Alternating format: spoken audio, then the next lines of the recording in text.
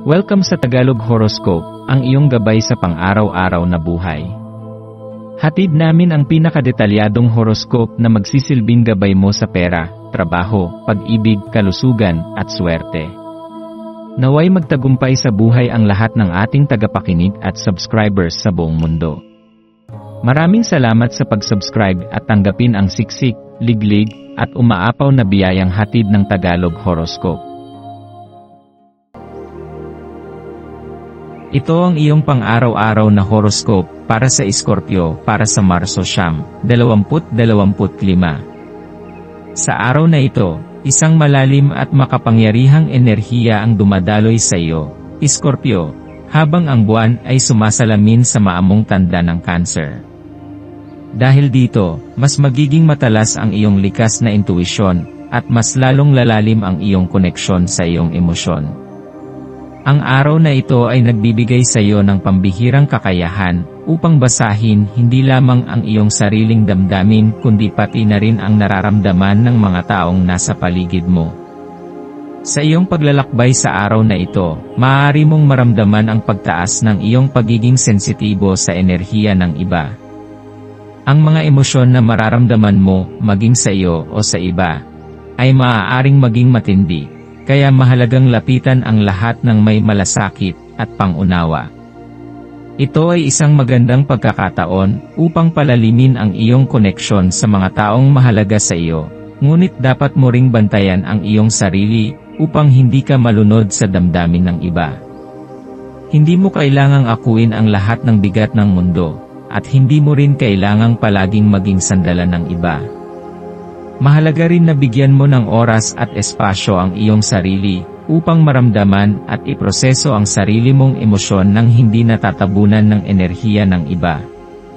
Habang ginagalawan mo ang araw na ito, maging maingat sa mga sandali kung saan maaaring bumalot sa iyo ang pagkainis o pagkairita. Ang iyong emosyonal na lalim ay maaaring magdala sa iyo sa mga matitinding reaksyon, lalo na kung may mga bagay na hindi ayon sa iyong kagustuhan.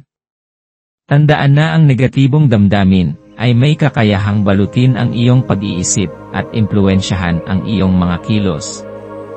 Ang pagiging may kamalayan sa iyong emosyon ay ang unang hakbang upang mapanatili ang kalinawan ng iyong isipan. Sa halip na hayaang manaig ang pagkainis, subukang huminga ng malalim, magmuni-muni, at hayaan ang emosyon na dumaloy nang hindi ka nila nadadala. Hindi mo kailangang pigilan ang iyong nararamdaman, ngunit maaari mong piliin kung paano mo sila ipapahayag sa paraang hindi makakasakit sa iyo o sa iba. Maaari mong tanungin ang iyong sarili kung ang iyong reaksyon ay nakabatay sa kasalukuyang sitwasyon o kung ito ay nag-ugat sa isang nakaraang karanasan na muling lumilitaw sa iyong emosyonal na mundo. Ang pag-unawa sa pinagmulan ng iyong nararamdaman ay makakatulong upang mas magkaroon ka ng kontrol sa iyong sarili. Ngayong araw ay isang mainam na pagkakataon upang palayain ang iyong sarili mula sa mga enerhiyang hindi na nagsisilbi sa iyong ikabubuti. Napakahalaga na kilalanin ang anumang bagay o tao na nagpapabigat sa iyong kalooban. Mayroon kang likas na kakayahan na harapin ang iyong mga anino, ang mga takot, pagdududa, at masasakit na alaala na maaaring humahadlang sa iyong paglago. Huwag matakot na harapin ang iyong sarili, at ang mga katotohanang maaaring matagal mo nang iniiwasan. Sa halip na patuloy na ipagkait sa iyong sarili ang pagkakataong makalaya, gamitin ang araw na ito bilang isang pinto patungo sa mas magaan at mas malinaw na hinaharap. Maglaan ng sandali upang pagnilayan kung ano ang nagpapabigat sa iyo, at kung paano mo ito maaaring bitawan. Ang isang simpleng ritual tulad ng pagsusulat ng iyong mga saloobin, at pagsusunog ng papel, upang simbolikong ipaalam sa universo ang iyong pagpapalaya, ay makakatulong sa proseso ng iyong pagbabago. Maaari mo ring subukan ang pagmumuni-muni o isang tahimik na paglalakad sa kalikasan, upang maramdaman ang pag-alis ng anumang negatibong enerhiya na bumabalot sa iyo. Ang pagpapalaya ay hindi isang bagay na nangyayari sa isang iglap, ito ay isang proseso na nangangailangan ng pasensya at bukas na puso. Ang araw na ito ay nag-aalok din ng isang natatanging pagkakataon upang ipamalas ang iyong likas na tapang. Isa ka sa mga pinakamalalakas na tanda ng zodiac, Scorpio, at ang tapang ay bahagi ng iyong pagkatao. Subalit, tandaan na ang tunay na tapang ay hindi nangangahulugan ng kawalan ng takot. Sa halip, ito ay ang kakayahang kumilos sa kabila ng takot. Ano ang mga bagay na matagal mo nang gustong gawin, ngunit hindi mo magawang simulan? Ano ang mga limitasyon na nais mong malampasan? Ngayong araw ay isang perpektong pagkakataon upang itulak ang iyong sarili sa labas ng iyong comfort zone at harapin ang mga bagay na minsan mong inakalang hindi mo kakayanin. Hindi kailangang maging malalaki ang hakbang, kahit maliit na pagsulong ay mahalaga. Ang mahalaga ay ang pagkilala na kaya mong lampasan ang anumang humahadlang sa iyo. Ang bawat hakbang na ginagawa mo, gaano man ito kaliit, ay isang patunay ng iyong lakas at determinasyon. Ang pagiging sensitibo mo sa damdamin ng iba, ay maaaring maging isang malaking biyaya ngayong araw. Sa halip na makita ito bilang isang pabigat, gamitin mo ito upang mas lumalim ang iyong pangunawa sa mga tao sa paligid mo. Ang pagbibigay ng panahon upang makinig sa isang kaibigan na may pinagdadaanan o ang pagpapahayag ng iyong taos-pusong suporta sa isang mahal sa buhay ay maaaring magdulot ng mas malalim na koneksyon. Ang iyong likas na kakayahang magbigay ng emosyonal na suporta ay isang regalo, kaya't gamitin mo ito upang makatulong sa iba habang pinapalakas mo rin ang iyong sariling koneksyon sa mundo. Ngunit huwag kalimutan ang iyong sarili sa prosesong ito. Ang pagbibigay ng pagmamahal at pag-aaruga ay dapat magsimula muna sa iyo bago mo ito maibahagi sa iba.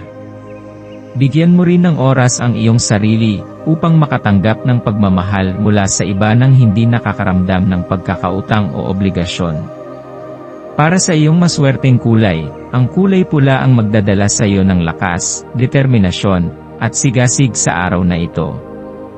Ang pula ay kumakatawan sa tapang at pagsisimula, kaya't mainam kung magsusuot ka ng kahit anong bagay na may ganitong kulay o gagamitin ito sa iyong paligid bilang isang simbolo ng iyong personal na kapangyarihan. Maaari rin itong magsilbing paalala na ikaw ay isang taong may matibay na loob at hindi madaling matinag sa harap ng pagsubok. Ang iyong maswerteng mga numero ay 2, 8, 16, 23, at 37. Ang mga numerong ito ay maaaring magsilbing inspirasyon sa paggawa ng mahahalagang desisyon o bilang tanda ng positibong enerhiya na dumadaloy sa iyo ngayong araw. Kung sakaling makakita ka ng mga numerong ito sa paligid mo, maaaring ito ay isang senyales mula sa universo na ikaw ay nasa tamang landas.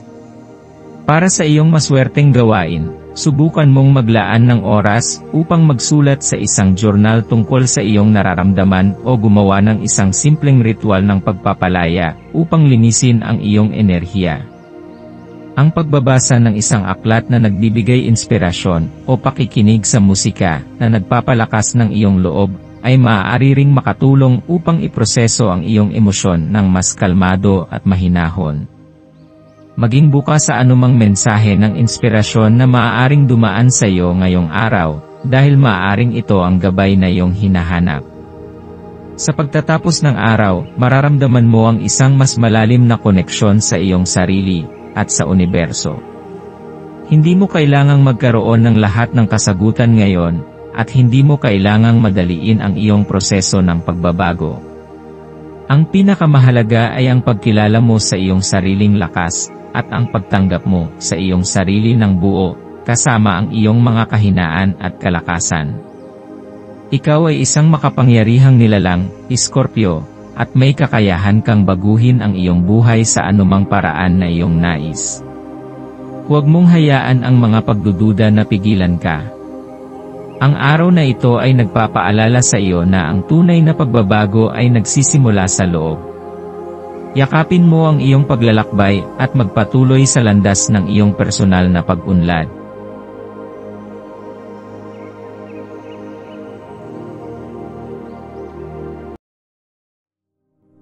Tayo ay magkaroon ng kaunting sandali upang ipagdasal ang lahat ng mga dalangin ng ating mga subscribers, na sana'y matamo nila ang kanilang mga pinapangarap sa buhay, magandang trabaho, mabuting kalusugan, payapa at masayang pamumuhay, at siksik, liglig at umaapaw na biyaya at kayamanan.